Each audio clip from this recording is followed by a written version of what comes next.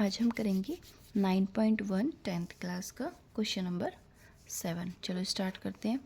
From A point on the ground, ground पे कोई भी एक पॉइंट है, हम डायग्राम बनाते चलेंगे साथ में। ठीक है, क्या बोला है इन्होंने?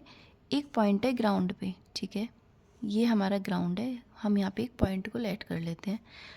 The angle of elevation of the bottom and top of the transmission tower, जो ग्राउंड से हमारा एलिवेशन बन रहा है कहाँ पे?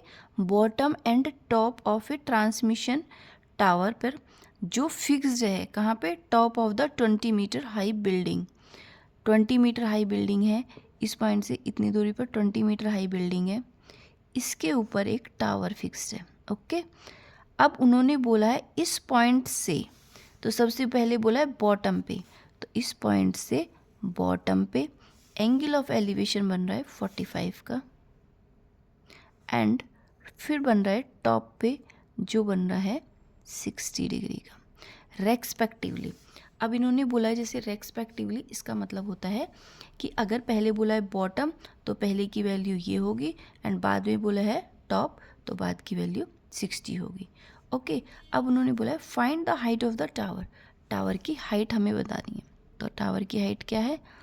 ए बी, ये वाली हाइट क्या है टावर की? चलो इसको करते हैं A B C D. Okay, अब हमको टावर की हाइट बतानी है, तो हम देखो ट्रायंगल लेते हैं। इन ट्रायंगल, अब देखो ए बी सी डी, ये एक राइट ट्रायंगल है।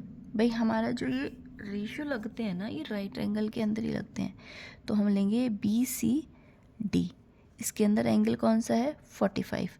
वैल्यू दे रखी है परपेंडिकुलर की और बेस की नहीं दे रखी, तो परपेंडिकुलर और बेस ये दोनों साइड्स किस रेशियो में आती हैं? ये आती हैं हमारी tan थीटा में, यानी कि थीटा की वैल्यू मैंने रख दी 45 equals to perpendicular upon base. tan 45 की वैल्यू 1 होती है, इक्वल्स टू परपेंडिकुलर की वैल्यू क्या है? B C, B C, B C D, triangle का नाम है बी सी डी। ठीक है, perpendicular B C and base क्या है? D C upon D C. 1 equals to B C की वैल्यू इन्होंने हमको दी है 20 अपॉन डी सी। ओके, अब डी सी को मैं इसके पास पहुंचा दूंगी 1 के, तो डी सी की वैल्यू मल्टीप्लाई 1 में करेंगे तो डी सी आएगा और ये हो जाएगा 20। तो डी सी की वैल्यू हमारी क्या आ गई? यानी कि बेस की वैल्यू हमको मिल गई 20। अब हम क्या करेंगे? अब हम अगेन एक और ट्रायंगल देखते हैं जिसमें दूसरा एंगल दे रखा है इन्होंने, ये वाला ए सी डी।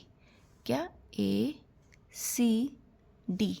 अब लिखते हैं in triangle A C D. A C D triangle के अंदर हम क्या लगाएंगे? tan theta equals to perpendicular upon base. tan theta क्यों लगाएंगे? इधर देखिए, एक तो हमको ये वाली वैल्यू मिल गई है, किसके?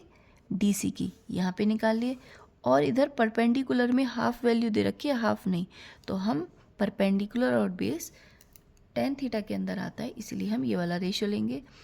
tan थीटा की वैल्यू क्या है इस बड़े वाले ट्रायंगल में? 60 इक्वल्स टू परपेंडिकुलर की वैल्यू क्या है? ए सी अपॉन बेस की वैल्यू क्या है? डी सी। tan 60 की वैल्यू होती है √3 इक्वल्स टू ए सी किससे मिलके बन रहा है? A B plus B C, तो लिख दो ए बी प्लस, और बी सी की वैल्यू इन्होंने क्या दे रखी है?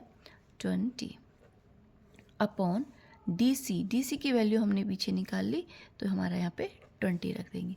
अब इस 20 को इसके पास पहुँचा दो। ठीक है, तो क्या हो जाएगा? 20√3 equals to A B plus 20। Okay, अब वेरिएबल है ये, ठीक है, हम ये इधर ही रहने देते हैं, और ये नंबर है हमारे, एक साइड आ जाएंगे दोनों नंबर। तो इधर ये प्लस का 20 है, तो इसके पास जाएगा तो माइनस का 20 हो जाएगा। ओके, तो ए बी की वैल्यू हमारी ये आ जाएगी।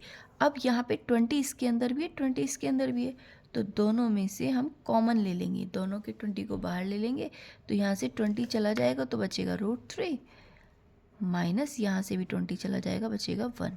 ठीक है, ए बी, यानी कि ए बी हमारा क्या है? टावर, और टावर की वैल्यू हमारी आ गई 20 √3 - 1।